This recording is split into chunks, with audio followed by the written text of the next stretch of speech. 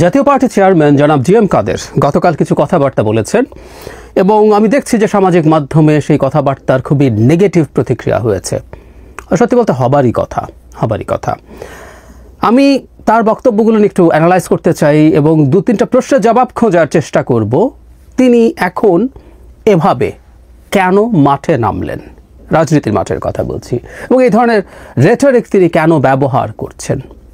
তার চাইতেও জরুরি প্রশ্ন, এটা কি তাদের রাজনীতিকে সাহায্য করবে?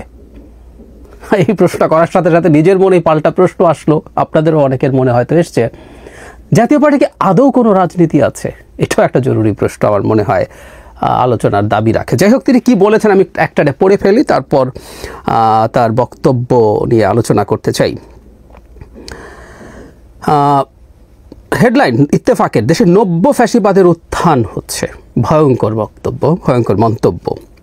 তার মানে আরেকটা ফ্যাসিবাদ আছে, অ্যাটলিস্ট তিনি সেটা স্বীকার করছেন। তিনি বলছেন দেশে নব্য ফ্যাসিবাদের উত্থান হচ্ছে, নব্য ফ্যাসিবাদের দোসররা দাপিয়ে বেড়াচ্ছে বলে উনি অভিযোগ করছেন। তিনি বলেন পুলিশ কিছুটা বিএনপি কিছুটা জামায়াতের কথা শুনে হাহুতাশ করছে। এমন বাস্তবতায় নির্বাচন দিলে সবাই পিটিয়ে পাটিয়ে নির্বাচন করবে। এমন নির্বাচন বৈধতা পাবে না। সকল সমস্যা সমাধানের জন্য একটা সুষ্ঠু নির্বাচনের মাধ্যমে সরকার গঠন করতে হবে, সরকার বৈধ করতে সঠিকভাবে নির্বাচন করতে হবে।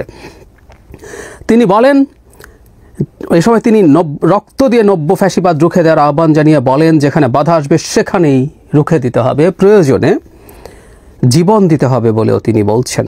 তিনি বলেন মিডিয়া হাউস থেকে শুরু করে শিক্ষা প্রতিষ্ঠান সবখানে নব্য ফ্যাসিবাদ দখল করেছে, চাঁদাবাজি করছে। তারপর তিনি বলছেন যে শেখ হাসিনাই কিছু করতে পারে নাই, আপনারা কি করবেন, আপনারা কতদিন ক্ষমতায় থাকতে পারবেন, যাদের নির্বাচন থেকে বাদ দিবেন তারা ঘরে বসে বসে আঙ্গুল চুষবে, দেশের স্থিতিশীলতা আসবে কেমন করে, ভালো নির্বাচন দিতে হবে, সবাইকে সাথে নিয়ে চলতে হবে, দেশ গড়তে ঐক্যবদ্ধভাবে জাতিকে চলতে হবে। তারপরে তিনি একটা জায়গায় বলছেন যেন দেশের মানে বর্তমান সরকার জাতিকে দুই ভাগে বিভক্ত করে ফেলেছে, যেন দেশের অর্ধেক লোককে বাদ দিয়ে ক্ষমতা চিরস্থায়ী করতে পারে। ফ্যাসিবাদ দিয়ে যারা শিক্ষা না নিয়ে নব্য ফ্যাসিবাদ হয়েছেন আপনাদেরও পতন হবে, ইত্যাদি ইত্যাদি বলছেন। সেটার প্রতিবাদের কথা বলছেন।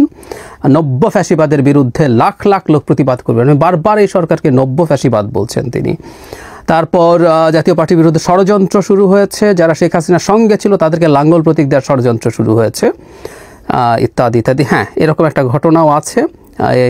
একটা নিউজ আমি দেখলাম, তাকে গ্রেফতারের দাবিতে জাপার একাংশের মানববন্ধনেরা রওশনপন্থী দুদকের সামনে গিয়ে তাকে গ্রেফতার করছেন এবং বিভিন্ন রকম পদবি এবং নমিনেশনের জন্য টাকা আত্মসাৎ করেছেন বলে জানিয়েছেন। এর মধ্যে উপস্থিত ছিলেন কো চেয়ারম্যান সুনীল শুভ রায়, প্রেসিডিয়াম সদস্য খন্দকার মনিরুজ্জামান টিটু, প্রচার প্রকাশনা সম্পাদক খোরশেদ আলম, ইত্যাদি ইত্যাদি। যাই হোক, জনাব জি.এম. কাদেরের বক্তব্যগুলো নিয়ে একটু কথা বলা দরকার। খুবই খুবই মারাত্মক কিছু কথা বলেছেন। কেন বলছেন একটা জিনিস আগে একটু ক্লিয়ার করে নেওয়া দরকার, যেটা একটু লেস ইম্পর্টেন্ট। সেটা হচ্ছে তিনি বলছেন দেশের অর্ধেক মানুষকে, মানে উনি ক্রমাগত শেখ হাসিনার দল আওয়ামী লীগ এবং জাতীয় পার্টি এ দুটোকে মিলিয়ে দেশে 50% মানুষ তাদের সমর্থক, এই দাবি উনি আরও আগেও করেছেন। মানে এর চেয়ে উদ্ভট দাবি আসলে আর কিছু হয় না।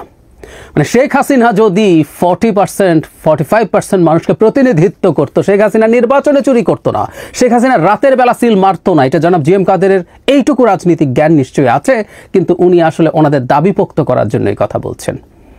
আওয়ামী লীগের সাকুল্যে সমর্থন 20% আর এখন হবে না। আর জাতীয় পার্টি এক সময় 5%, 6% মানুষকে প্রতিনিধিত্ব করলেও জাতীয় পার্টি এখন আর কোনো মানুষকে, মানে এটা টেনে টুনে 1-1.5% হয় কিনা আমার সিরিয়াস সন্দেহ আছে।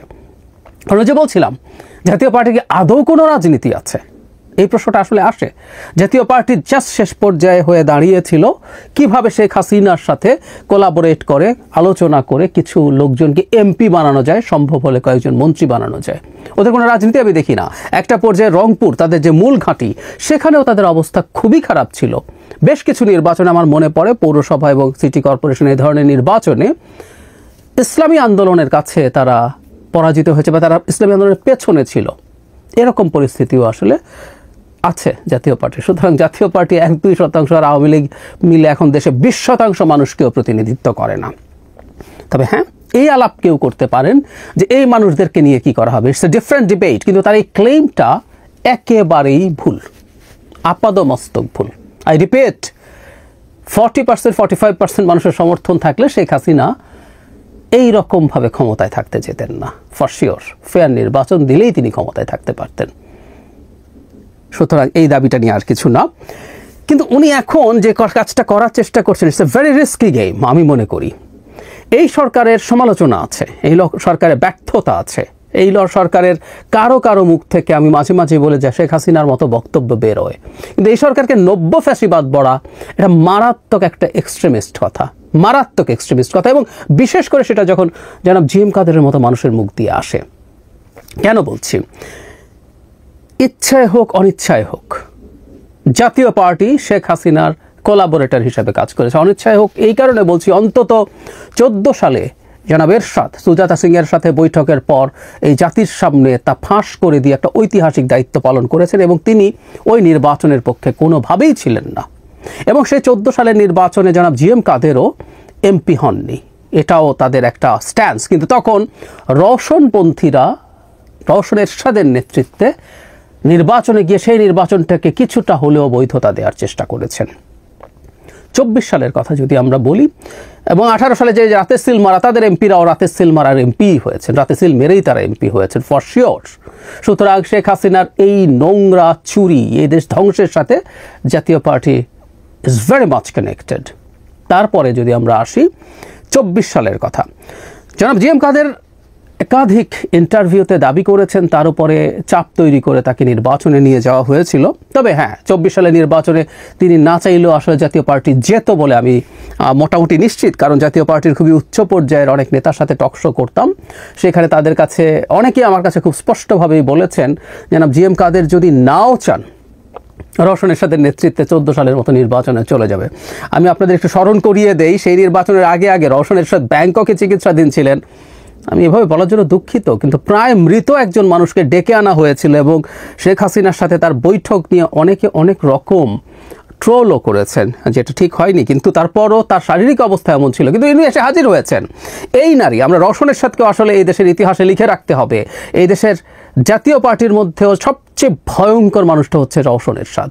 এখন ইনফ্যাক্ট আবারও এটা একটু মেলাবো যে রওশনপন্থীরা জিএম কাদেরকে মাইনাস করার জন্য মাঠে নামছেন। কত বড় সাহস তাদের! রওশনপন্থীরা এখন প্ল্যাকার্ড নিয়ে মাঠে নামছেন, যেহেতু তারা এখন মূল জাতীয় পার্টির বিরুদ্ধে কথা বলছেন। তারা মনে করছেন আমরা সব ভুলে যাব, দুদকের সামনে গিয়ে আওয়াজ করছেন। আমি জানি না সরকারের কোনো সায় আছে কিনা, যদি থেকে থাকে এটা একেবারেই অনুচিত হবে। রওশন এরশাদ 24-এ তার নেতৃত্বে নির্বাচনে যায়নি, কিন্তু রওশন এরশাদ আসলে কি করেছেন এটা আমরা খুব ভালো মতো জানি। যাই হোক, দিনের শেষে জাতীয় পার্টি তো 24-এও নির্বাচনে গেল, এবং শেখ হাসিনার তথাকথিত আমিডাবির নির্বাচনে তাদের বেশ কিছু মানুষজন এমপি টেমপি হয়েছিলেন। সুতরাং এই দায় তাদের নিতে হবে, কিছু করার নেই। সেই জায়গায় দাঁড়িয়ে জনাব জিএম কাদের, হ্যাঁ, স্টুডেন্ট মুভমেন্টের সময় একটা পর্যায়ে এসে তিনি সরকারের বিরুদ্ধে কথা বলেছেন, কিন্তু তাতে এতদিনের যে হিস্ট্রি এটা হালকা হয়ে যায় না। সুতরাং তার জায়গা থেকে এই সরকারকে ফ্যাসিবাদী বলা সিরিয়াসলি ঝুঁকিপূর্ণ ব্যাপার। বিশেষ করে তাদের তো কতগুলো ব্র্যান্ডিং আছে। শুরুতে যে প্রশ্নটা করছিলাম, কেন তারা মাঠে নামলেন, কেন তারা মাঠে নামছেন, আমি দুটো কারণ আছে বলে মনে করি। এক হলো একটা পার্টি কিছু পলিটিক্যাল আলোচনায় অন্তত মাঠে না থাকতে পারলেও মিডিয়ার কিছু আলোচনা যদি না থাকে, সেই পলিটিক্যাল পার্টি আর বেঁচে থাকে না। সো তিনি কিছু আওয়াজ দিলেন যাতে বেঁচে থাকতে পারে পার্টির এক্সিস্টেন্স মানুষ দেখে। নট অনলি দ্যাট, খুবই সম্ভাবনা আছে তিনি ভারতের পরামর্শে এই কাজ করেছেন। জাতীয় পার্টির সাথে ঐতিহাসিকভাবে ভারতের খুব ভালো সম্পর্ক আছে, এবং গত নির্বাচনের আগে 24 সালের নির্বাচনের আগে জনাব জিএম কাদের ভারতে গিয়েছিলেন, সেখানে একান্ত বৈঠক হয়েছে অনেকের সাথে, এবং দেশে ফিরে তিনি কিছু বলেননি, লিস্ট ব্রিফিংও করেননি। একজন রাজনৈতিক নেতা গোপন বলে এড়িয়ে যেতে পারেন না, বেসিক কিছু, সব কথা বলবেন না, কিন্তু বেসিক কিছু ব্রিফিং তাদের করতে হতো। তো আমার কাছে মনে হয় যে সেটা একটা কারণ, এই সরকারের বিরুদ্ধে ভারত যথেষ্ট টাফ। সুতরাং জাতীয় পার্টি এই বক্তব্যগুলো আনলে সেদিকে কিছুটা সুবিধা হতে পারে, সেটা একটা সম্ভাবনা আছে। একই সাথে বিএনপি যেহেতু এখন নির্বাচন চাইছে, বিএনপির সাথে বাংলাদেশের ভবিষ্যৎ, রাজনৈতিক ভবিষ্যতে বিএনপি প্রায় একচ্ছত্রভাবে মাঠে থাকবে, ক্ষমতায় থাকবে, এই সম্ভাবনা তৈরি হয়েছে লম্বা সময়ের জন্য। আমি বলছি না এটা চিরকালীন ব্যাপার, কোনো রাজনৈতিক দল কোনো চিরকালীন বিষয় না। সো সেই সময়ে বিএনপির কাছাকাছি যাওয়ার জন্য এই ধরনের বক্তব্য কাজে আসতে পারে বলে জনাব জিএম কাদের সম্ভবত মনে করছেন যে এই সরকারের উপর যদি চাপ তৈরি করা হয়, নির্বাচনের কথা বলা হয়, তাহলে সেই সুবিধাটা তারা পেতে পারেন। ফাইনালি আওয়ামী লীগ নির্বাচনে যেতে পারবে কিনা, আওয়ামী লীগ তো নিষিদ্ধ হয়ে যাওয়ার আলাপই আছে, জাতীয় পার্টি নিষিদ্ধ হওয়ার আলাপ এখন আসলে হয়নি, কেউ কেউ তুলছেন। ইভেন জাতীয় পার্টির কার্যালয়ে হামলা করা হয়েছিল 5 অগস্টের কিছুদিন পরই, যেটার বিরুদ্ধে আমি বেশ শক্তভাবে কথা বলেছি। এটা জাতীয় পার্টি হোক বা আওয়ামী লীগ হোক, কারো অফিসে জ্বালিয়ে পুড়িয়ে দেওয়ার পক্ষে আমি নই। যাই হোক, যদি আওয়ামী লীগ পার্টিসিপেট করতে না পারে এবং জাতীয় পার্টি যদি পার্টিসিপেট করতে পারে, আমি জানি না, তার হয়তো ধারণা আওয়ামী লীগের ভোট লাঙ্গলে যেতে পারে এবং 20%-এর আশেপাশে ভোট যদি আওয়ামী লীগ নির্বাচন না করে, তাদেরকে যদি নিষিদ্ধ করে দেয়াই হয়, যদি লাঙ্গলে যায়, জাতীয় পার্টি হিসাবে ভীষণভাবে দাঁড়িয়ে যেতে পারে, কারণ বেশ কিছু আসলে তারা জিততে পারে। এসব ক্যালকুলেশন থেকে থাকতে পারে, আমি আসলে জানি না, কিন্তু এই ক্যালকুলেশনগুলোর সরিয়ে রেখেও বলি, জাতীয় পার্টি রাজনীতি শুরু করতে হবে। তারা রাজনীতি করেননি, বহু বছর রাজনীতি করেননি। শুধু ক্ষমতার অংশীদার হওয়া মানে যদি রাজনীতি হতো তাহলে তো কথাই ছিল। তাহলে তো শেখ হাসিনা 15 বছর ক্ষমতায় ছিলেন, তিনি বিরাট রাজনীতি করেছেন। নো ওয়ে, যেন তেন করে ক্ষমতার অংশ হওয়া মানে রাজনীতি শেষ হওয়া। জাতীয় পার্টি কোনো রাজনৈতিক দল না, এটা জাস্ট একটা ক্ল্যানের মতো বা একটা গ্রুপের মতো, যাদের কাজ হচ্ছে ধান্দাবাজিতে জড়িয়ে পড়া। এই ধান্দাবাজিতে, এটা জিএম কাদের যদি ইলেকশনে যায় তার সাথে যাব, জিএম কাদের যদি না যায়, রওশন গেলে তার সাথে যাব, বা আর কারোর সাথে, জাস্ট আমাকে এমপি মন্ত্রী হতে হবে। সো জাতীয় পার্টি যদি রাজনৈতিক দল হিসাবে মাঠে আসতে চায়, তাদেরকে রাজনীতি শুরু করতে হবে এবং এই সরকারের বিরুদ্ধে, এই সরকারকে নব্য ফ্যাসিবাদ বলা, এই সরকারকে শেখ হাসিনার চলে যাওয়ার পর ফ্যাসিবাদী ব্যবস্থা চলে গেছে এবং এটার জন্য রক্ত দিতে হবে, এই ধরনের রেটরিক, মাঠে বলা বক্তব্য, কর্মীদের সামনে বক্তব্য সবসময় সঠিক না, কিন্তু রেটরিকের একটা সীমা থাকা দরকার আছে বলে আমি মনে করি। এই ধরনের রেটরিক তাদের রাজনৈতিক দল হিসাবে মাঠে আসতে কোনোভাবেই সাহায্য করবেন না। তারা এখনও ভুল পথে আছেন বলে আমি বিশ্বাস করি।